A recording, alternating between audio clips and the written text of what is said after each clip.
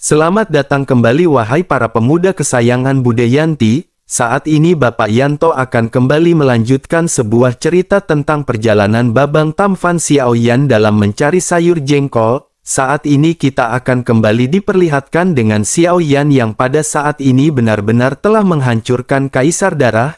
Lalu setelah tubuhnya hancur oleh ledakan teratai api surgawi, Xiaoyan pada saat ini segera melambaikan tangannya. Kemudian Xiaoyan segera menemukan kristal darah dari Kaisar Darah. Kristal darah ini tidak besar dan hanya seukuran telapak tangan, tetapi warnanya jauh lebih gelap. Kristal ini memiliki warna yang merah tua hampir kehitaman. Xiaoyan merasakan energi origin abadi di dalamnya dan hal ini benar-benar mengejutkan Xiaoyan. Xiaoyan dapat merasakan bahwa origin abadi ini sebanding dengan puluhan ribu pilki origin abadi milik Xiaoyan. Xiaoyan benar-benar tidak menyangka bahwa origin abadi ini benar-benar menakutkan.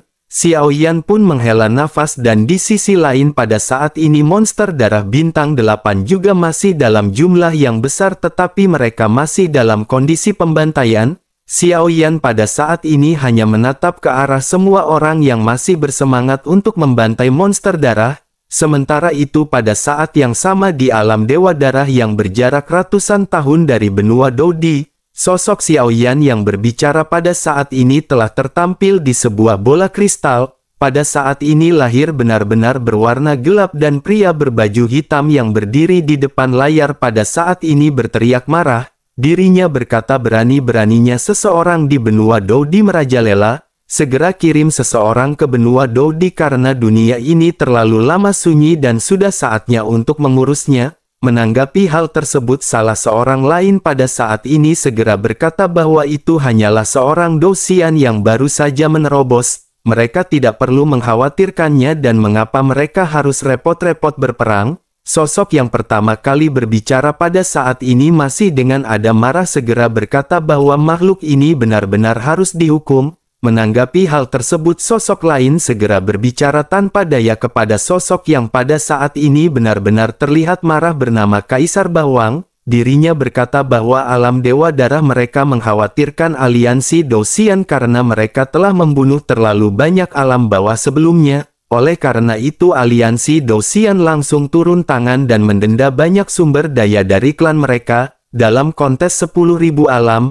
maka alam Dewa Darah mereka mungkin akan kehilangan kuotanya karena hal tersebut. Dengan begitu bukankah mereka benar-benar akan menderita kerugian yang menjadi lebih besar? Mendengar hal tersebut pada saat ini sosok yang bernama Kaisar Bawang pun benar-benar kembali berkata dengan marah. Dirinya berkata bahwa hal ini benar-benar sungguh sangat menyebalkan. Dihina oleh Dosian bintang 1 sekecil itu, dirinya benar-benar sangat marah. Di sisi lain sosok lain segera berbicara bahwa dirinya telah memberitahu Serigala Darah untuk segera kembali. Jika dirinya pergi untuk membantai seluruh benua Dodi kali ini, maka dirinya khawatir satu-satunya tempat turnamen 10.000 alam mereka benar-benar dibatalkan.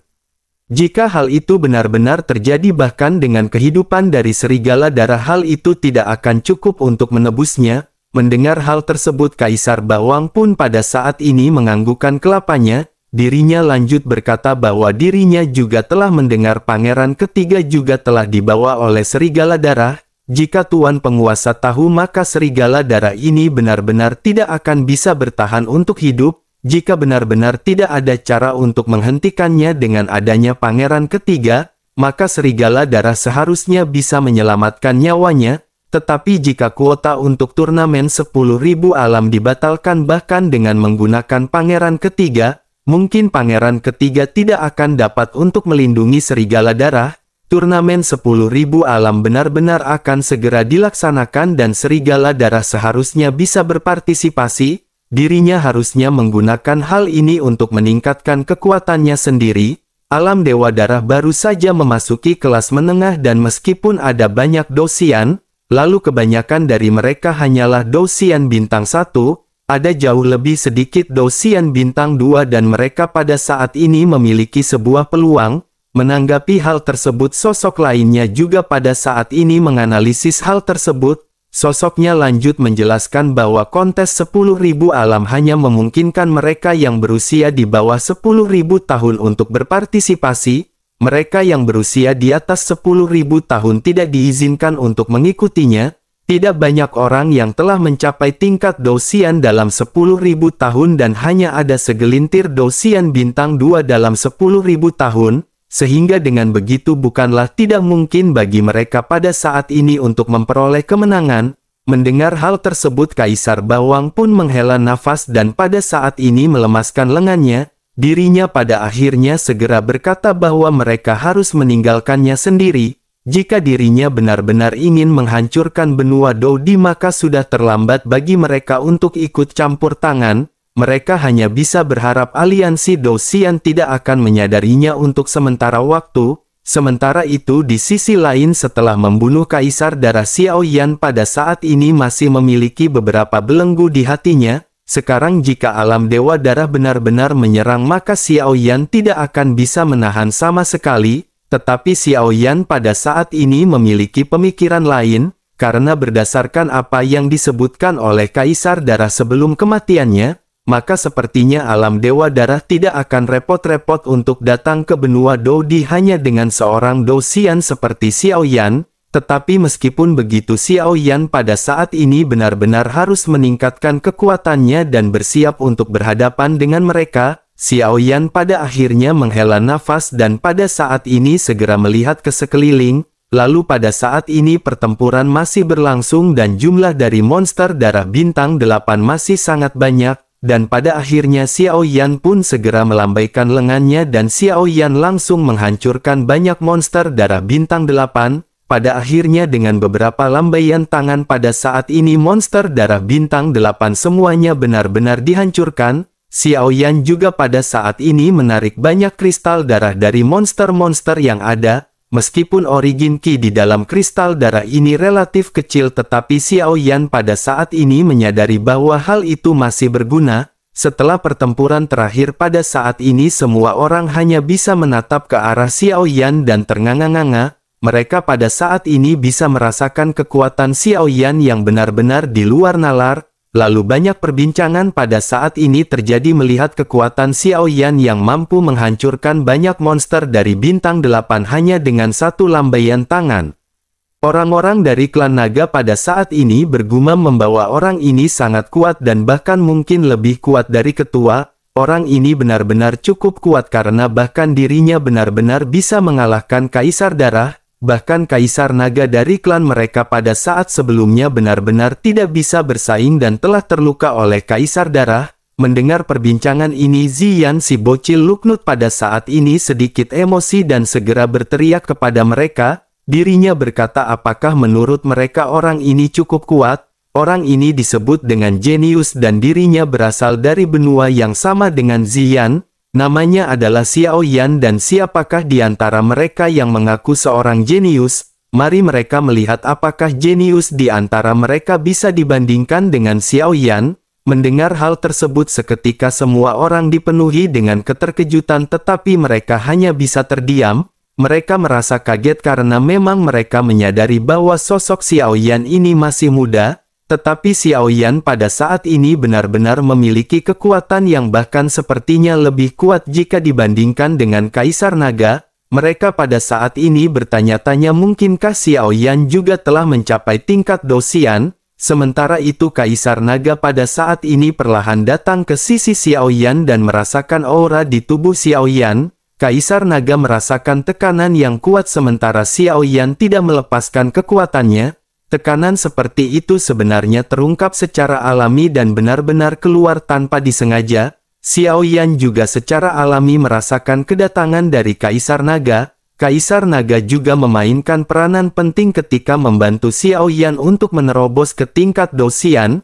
Kaisar Naga juga telah terluka karena hal ini. Oleh karena itu Xiaoyan segera menangkupkan tangannya dan berterima kasih kepada senior atas bantuannya. Kaisar Naga pun tersenyum saat melihat Xiaoyan yang menangkupkan tangannya dan segera mengangkat tangan Xiaoyan. Kaisar Naga lanjut berkata bukan dirinya yang membantu Xiaoyan tetapi Xiaoyan yang menyelamatkan mereka. Menanggapi hal tersebut Xiaoyan pada saat ini segera berkata jika bukan karena bantuan senior kali ini, maka Xiaoyan khawatir junior tidak akan memiliki kesempatan untuk menerobos. Terlebih lagi junior benar-benar tidak akan memiliki kesempatan untuk mengalahkan Kaisar Darah. Jika senior membutuhkan sesuatu yang junior bisa lakukan, maka junior tidak akan menunda untuk melakukannya. Mendengar hal tersebut, Kaisar Naga pada saat ini merasa senang di hatinya. Dirinya benar-benar menyukai temperamen dan sifat yang pada saat ini dimiliki oleh Xiao Yan. Pada akhirnya dirinya mengelola nafas dan berkata bahwa dirinya datang untuk membantu kali ini bukan hanya karena ramalan pendeta tertinggi. Dirinya datang ke sini juga karena Xiao Yan telah menyelamatkan leluhur klan naga. Oleh karena itu sebagai Kaisar Naga pada saat ini dirinya akan berterima kasih. Pada saat ini Xiao Yan benar-benar telah membunuh Kaisar Darah. Mengapa Xiao Yan tidak datang ke klan naga sebagai tamu dan mereka bisa minum lalu mokel bareng-bareng? Menanggapi hal tersebut pada saat ini Xiao Yan menangkupkan tinjunya kembali dan mulai lanjut berbicara. Xiao Yan berkata bahwa junior ada di sini untuk berterima kasih kepada senior terlebih dahulu, tetapi junior masih memiliki masalah mendesak yang harus segera ditangani. Setelah masalah diselesaikan maka junior akan datang untuk minum intisari dan mokel bersama dengan senior. Melihat tatapan cemas dari Xiao Yan, Kaisar Naga pada akhirnya segera bertanya apakah hal yang begitu penting. Jika Xiao Yan tidak keberatan maka Xiao Yan bisa memberitahu Kaisar Naga. Xiao Yan pada akhirnya segera menjelaskan bahwa Raja Duyung dari klan Duyung pada saat ini telah terluka parah dan membutuhkan buahnya Nirvana 9 Revolusi. Xiao Yan telah mendengar bahwa ada tanaman obat yang ditinggalkan oleh klan obat kuno di reruntuhan. Oleh karena itu junior ini akan menemukannya dan jika tidak maka Raja Duyung tidak akan bisa bertahan lama. Setelah selesai berbicara Xiao Yan pun hendak membalikkan badannya untuk segera pergi tetapi ditahan oleh Kaisar Naga. Kaisar Naga pun merenung sejenak dan segera bergumam bahwa situasinya pada saat ini memang sulit. Buah Nirvana 9 Revolusi juga telah kekurangan pasokannya selama ini, tetapi satu atau dua di antara mereka sepertinya masih akan dapat diperoleh. Karena Xiao Yan sangat membutuhkannya sekarang maka dirinya akan memberikannya kepada Xiao Yan terlebih dahulu. Tetapi jika Xiao Yan telah berhasil menemukan buah Niar Panas 9 Revolusi maka Xiao Yan jangan lupa untuk mengembalikannya kepada Kaisar Naga. Setelah selesai berbicara Kaisar Naga pun segera membalikkan tangannya dan dua buah Nirvana 9 Revolusi segera muncul. Dirinya segera menyerahkannya kepada Xiao Yan tanpa ragu dan Xiao Yan pada saat ini segera terkejut. Xiao Yan pada akhirnya segera berterima kasih atas kemurahan hati dari Kaisar Naga. Junior bisa memastikan ketika junior menemukan buah Nirvana 9 Revolusi maka junior akan segera memberikannya kepada Kaisar Naga. Xiao Yan pada akhirnya segera mengambil buahnya Nirvana 9 Revolusi dari tangan Kaisar Naga. Xiao Yan pun segera berkata bahwa Xiao Yan pada saat ini tidak bisa menunda lagi, karena penting bagi mereka untuk menyelamatkan Raja Duyung terlebih dahulu. Xiao Yan pun kembali menangkupkan tangannya dan membungkukkan tubuhnya dalam-dalam kepada Kaisar Naga. Setelah itu Xiao Yan segera memanggil Huo Hong-er dan pada saat ini sosok kapal segera melesat ke arah Xiao Yan. Melihat kecepatan dari kapal ini semua orang dari klan naga benar-benar terkejut, karena kecepatan renangnya benar-benar sangat cepat dan sepertinya kecepatan dari klan naga benar-benar akan bisa ditandingi. Kaisar Naga juga pada saat ini benar-benar terkejut dan bertanya kepada Xiao Yan benda apakah ini? Ini adalah kapal yang langka dan dirinya benar-benar belum pernah melihatnya. Menanggapi hal tersebut Xiao Yan pun tersenyum dan segera mulai menjelaskan. Xiao Yan berkata bahwa ini adalah sebuah kapal yang dapat bergerak di dalam air. Xiao Yan bahkan tidak tahu bahan spesifik untuk membuat kapal tersebut. Ini adalah hadiah dari seorang senior dan ini akan dapat bergerak dengan cepat di dalam air. Menanggapi hal itu Kaisar Naga pada saat ini benar-benar kagum mendengarnya. Sementara itu Xiao Yan pada saat ini kembali berpamitan dan segera memanggil semua timnya. Setelah berkumpul semua orang pada akhirnya segera naik ke atas kapal. Kelompok Xiao Yan pada akhirnya segera pergi dan semua orang pada saat ini sudah duduk bersila. Tim Xiao Yan pada saat ini telah terluka dan mereka benar-benar harus segera memulihkan kondisi ke puncaknya. Sementara itu Xiao Yan pada saat ini masih baik-baik saja dan hanya bisa memandang lurus ke depan. Bersamaan dengan hal tersebut pada saat ini di hadapan Xiao Yan seberkas cahaya biru segera melintas. Xiao Yan sedikit terkejut melihat cahaya biru yang pada saat ini benar-benar mengambang di hadapan Xiao Yan. Xiao Yan merasakan bahwa tidak ada jejak permusuhan di cahaya tersebut dan Xiao Yan pada akhirnya segera mengulurkan jarinya. Xiao Yan mengetuk cahaya biru ini dan seketika gambaran di hadapan Xiao Yan pada saat ini tiba-tiba berubah. Pemandangan yang berada di hadapan Xiao Yan sangat familiar dan Xiao Yan segera menundukkan kepalanya dan melirik kakinya. Xiao Yan melihat bahwa dirinya masih berdiri di bahtera tetapi ini bukanlah bahtera Xiao Yan. Xiao Yan segera menyadari bahwa Xiao Yan pada saat ini berada di bahtera rumah hantu Raja Tiansang. Xiao Yan seketika segera menyadari bahwa apa yang berada di hadapannya pada saat ini hanyalah sebuah ilusi. Bersamaan dengan hal tersebut tangisan bayi yang renyah segera bergema di sekitar. Mata Xiao Yan pun seketika menyusut seolah-olah Xiao Yan segera menyadari sesuatu. Wajah Xiao Yan segera dipenuhi kejutan dan Xiao Yan benar-benar hampir melompat kegirangan. Sosok Raja Tiansang yang selalu memegang labu anggur juga pada saat ini segera muncul di gambar. Sosoknya menunggu di luar pintu dan wajahnya pada saat ini sedikit cemas. Tetapi dengan suara tangisan bayi yang terdengar kesedihan di wajahnya pada saat ini telah banyak menghilang. Raja Tiansang pun menunjukkan senyum misterius di wajahnya ketika dirinya bergumam bahwa muridnya akhirnya telah melahirkan. Raja Tiansang pun menoleh ke arah langit dan pada saat ini bergumam kepada Xiao Yan bahwa berkahnya tidaklah kecil. Selamat kepada Xiao Yan karena Xiao Yan pada saat ini telah memiliki anak perempuan lagi. Ibu serta anak perempuannya pada saat ini selamat dan Xiao Yan benar-benar tidak perlu khawatir. Setelah mendengar hal ini Xiao Yan benar-benar ingin berjalan dengan penuh semangat. Tetapi Xiao Yan segera bereaksi dan menyadari bahwa Xiao Yan pada saat ini sedang berada di dalam ilusi. Oleh karena itu Xiao Yan tidak bisa melangkah dan dengan begitu maka Xiao Yan akan keluar dari kapal. Xiao Yan pada akhirnya hanya bisa menangkupkan tinjunya dan berterima kasih karena senior telah merawat Sun Er. Tetapi pada saat ini Raja Tiansang benar-benar tidak menanggapi perkataan Xiao Yan sama sekali. Xiao Yan segera tahu bahwa ini seharusnya adalah gambar sisa yang dikirimkan oleh Raja Tiansang. Sementara itu Xiao Yan pada saat ini kembali melihat sosok biru yang melintas keluar dari dalam ruangan. Sosok ini adalah Sun Er yang menggendong bayi dan terlihat sangat lucu. Sun Er pada saat ini menghampiri Raja Tiansang dan segera mulai berbicara kepadanya. Sun Er pada saat ini bertanya apakah Tuan yakin kakak Xiao Yan akan dapat melihat Sun Er dan putri mereka segera mungkin. Raja Tiansang pun menganggukkan kepalanya dan berkata agar Sun Er jangan khawatir. Gambaran ini akan diberikan kepada bocah tersebut dalam bentuk sebuah ingatan. Menanggapi hal tersebut Sun Er pun tersenyum dan pada saat ini menatap pada bayi yang dirinya gendong. Xiao Yan pada saat ini benar-benar tercengang dan ingin memeluk Sun Er serta menggendong anaknya.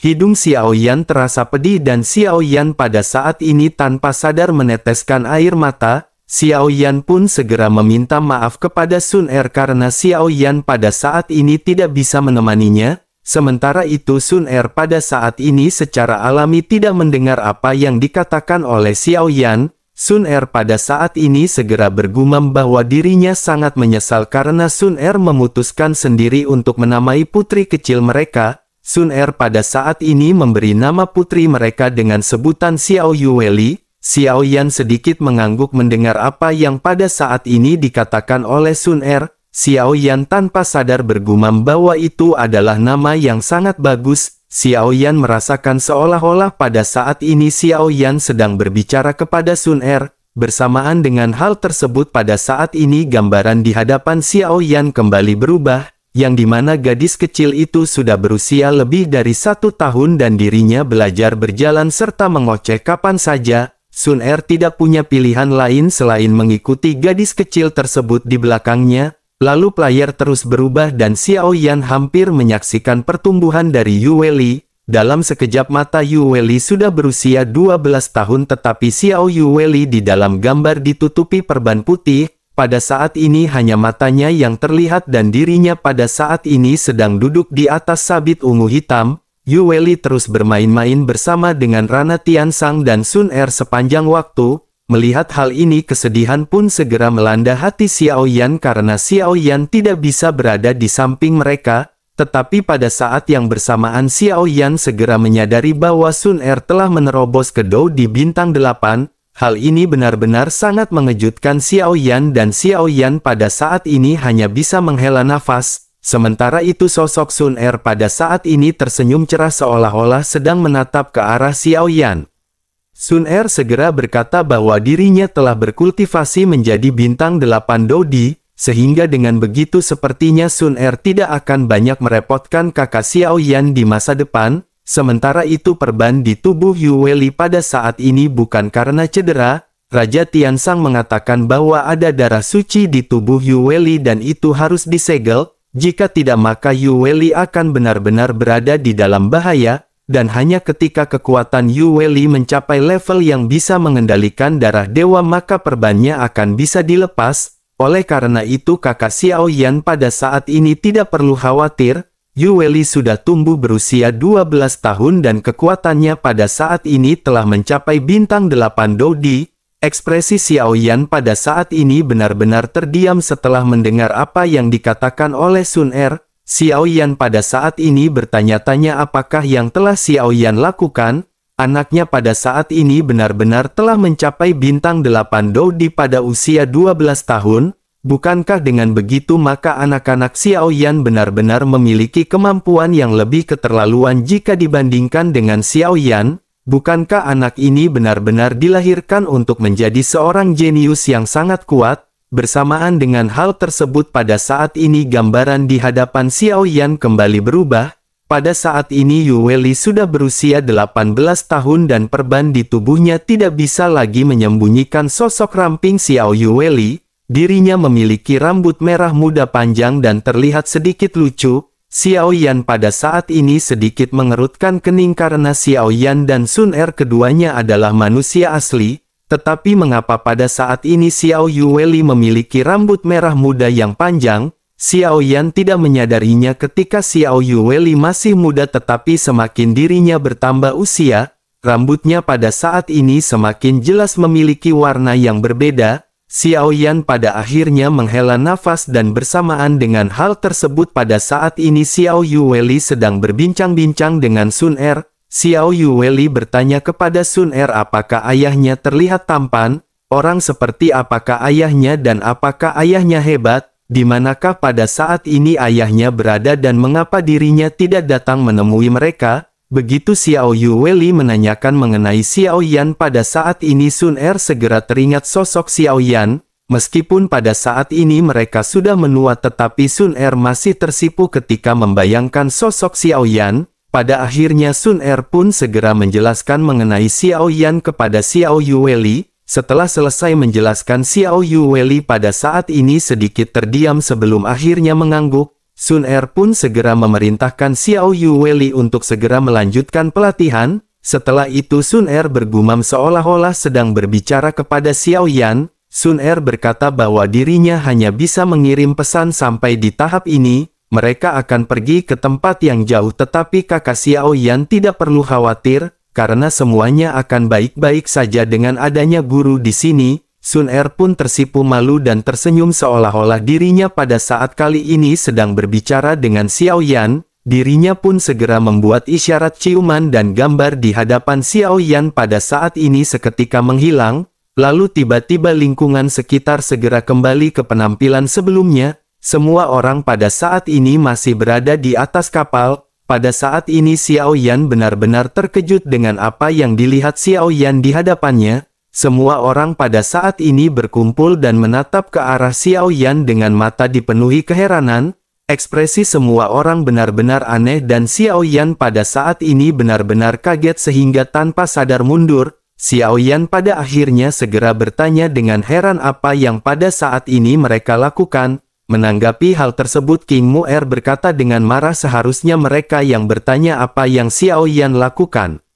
Xiao Yan pun berbalik dan memikirkannya dan seketika Xiao Yan menyadari bahwa Xiao Yan baru saja menangis dan tertawa. Xiao Yan juga menyadari bahwa mereka tentu saja tidak akan dapat melihat apa yang Xiao Yan lihat. Oleh karena itu Xiao Yan pada saat ini benar-benar merasakan sedikit bodoh di dalam dirinya. Pada akhirnya Xiao Yan yang sedikit malu segera berkata bahwa tidak terjadi apa-apa dan Xiao Yan segera mengalihkan topik pembicaraan. Xiao Yan segera bertanya apakah luka mereka pada saat ini sudah sembuh. Melihat Xiao Yan yang pada saat ini tidak mau berbicara, tidak ada yang melanjutkan bertanya mengenai hal ini. Pada akhirnya Xiao Zhan segera maju dan menjelaskan bahwa mereka sudah sampai di klan Duyung. Xiao Yan benar-benar terkejut mendengar hal ini karena Xiao Yan tidak menyangka belasan hari telah berlalu dalam sekejap mata. Kapal juga pada saat ini benar-benar telah memasuki Bahtera dan kelompok Xiao Yan pada akhirnya memutuskan untuk segera beralih. Kelompok Xiao Yan pun bergegas memutuskan untuk segera pergi ke klan Duyung. Akan tetapi tim Xiao Yan pada saat ini masih berusaha untuk memulihkan diri masing-masing. Oleh karena itu Xiao Yan tidak menunda lagi dan pada saat ini Xiao Yan bergegas pergi sendirian. Ketika Xiao Yan hendak melangkah pada saat ini hanya Xiao Zhan yang mengikuti pantat Xiao Yan. Xiao Yan tertegun sejenak sebelum akhirnya bertanya dengan curiga mengapa Xiao Zhan mengikuti Xiao Yan. Xiao Zhan pada akhirnya tersenyum dan menggaruk kepalanya karena malu. Xiao Zhan segera berkata bahwa dirinya tidak melihat ada orang yang mengikuti Tuan Muda Xiao Yan. Oleh karena itu Xiao Zhan berinisiatif untuk pergi dan membantu Tuan Muda. Menanggapi hal tersebut Xiao Yan segera melambaikan tangannya dan berkata bahwa itu tidak perlu. Xiao Yan sendiri sudah cukup dan Xiao Zhan tidak bisa membantu Xiao Yan dengan permasalahan ini. Oleh karena itu Xiao Zhan bisa pergi dan melakukan hal lain di Bahtera. Xiao Yan pada saat ini secara alami tahu apa yang dipikirkan oleh Xiao Zhan. Oleh karena itu Xiao Yan sengaja mempermainkan Xiao Zhan mengenai hal ini. Sementara itu Xiao Yan tampak sedih dan pada saat ini Xiao Zhan tidak mau menyerah. Xiao Zhan berkata bahwa dirinya hanya akan menonton dari samping. Bukankah tidak menjadi permasalahan untuk belajar sedikit mengenai ilmu pengobatan? Xiao Zhan tidak akan mengganggu Tuan sama sekali dan biarkan dirinya pergi dengan Tuan. Mendengar hal ini Xiao Yan hanya bisa tersenyum kecut dan mengabaikan Xiao Zhan. Xiao Yan pun berbalik dan terbang menjauh dari Bahtera dan segera bergegas ke Ras Duyung. Setelah Xiao Yan memasuki Ras Duyung pada saat ini Xiao Yan diam-diam tercengang melihat perubahan yang terjadi. Setelah pertempuran terakhir tampaknya perkembangan dari Ras Duyung pada saat ini benar-benar meningkat pesat. Jumlah dari orang-orang Ras Duyung juga pada saat ini benar-benar telah melonjak 2 kali lipat. Bahkan bangunan-bangunan di sekitar begitu juga dengan tumbuhan pada saat ini benar-benar sangat banyak. Bersamaan dengan Xiao Yan yang baru saja memasuki Ras Duyung pada saat ini sorakan segera muncul. Semua orang pada saat ini menyoraki Xiao Yan dan mata mereka dipenuhi dengan kekaguman dan rasa hormat. Sementara itu Xiao Yan menangkupkan tangannya sebagai isyarat membalas rasa hormat mereka kepada Xiao Yan. Bersamaan dengan hal tersebut Qian Ning juga pada saat ini segera mendatangi Xiao Yan. Qian Ning dengan rambut ungu dan mengenakan baju ketat pada saat ini membuat Xiao Zhan ternganga. Xiao Zhan melihat Qian Ning dan seluruh tubuhnya langsung menjadi energi. Xiao Zhan pada saat ini benar-benar tersenyum gembira dan matanya tersedot oleh Qian Ning. Qian Ning juga pada saat ini memperhatikan tatapan berapi-api Xiao Zhan dan pipinya langsung menjadi merah. Xiao Yan yang menyadari gelagat dari Xiao Zhan pun segera berkata agar Xiao Zhan menahan dirinya. Xiao Zhan pada akhirnya tersenyum malu dan segera berkata meminta maaf kepada Putri Qian Ning. Xiao Zhan lanjut berkata bahwa Putri Qian Ning sangat cantik dan Xiao Zhan tidak bisa menahannya. Xiao Zhan pada akhirnya menundukkan kelapanya sementara Qian Ning semakin tersipu. Melihat suasana yang canggung ini Xiao Yan pun pada akhirnya terbatuk beberapa kali. Xiao Yan memecah suasana dan berkata bahwa Xiao Yan telah mendapatkan buah nirvana 9 revolusi. Sekarang bawa Xiao Yan ke tempat ayahnya dan mereka akan mulai mengobati ayah Putri Qian Ning. Mendengar hal tersebut Qian Ning pun dengan penuh semangat bertanya apakah ini benar terjadi. Apakah ayahnya benar-benar sudah bisa diselamatkan? Jika begitu permasalahannya maka dirinya akan membawa Tuan Muda Xiao Yan ke ruang dalam. Menanggapi hal tersebut Xiao Yan segera berkata agar Putri Qianning tidak perlu terlalu sopan. Ini adalah apa yang harus mereka lakukan untuk membantu ras Duyung. Mendengar hal tersebut Qianning pun seketika tersipu malu. Lalu pada akhirnya Qianning pun menganggukkan kepalanya dan segera memimpin Xiao Yan langsung melalui aula utama. Saat ini mereka segera bergegas ke kamar tidur tempat di mana Raja Duyung pada saat ini merebahkan badannya karena telah rungkat dan menjadi buron Budayanti.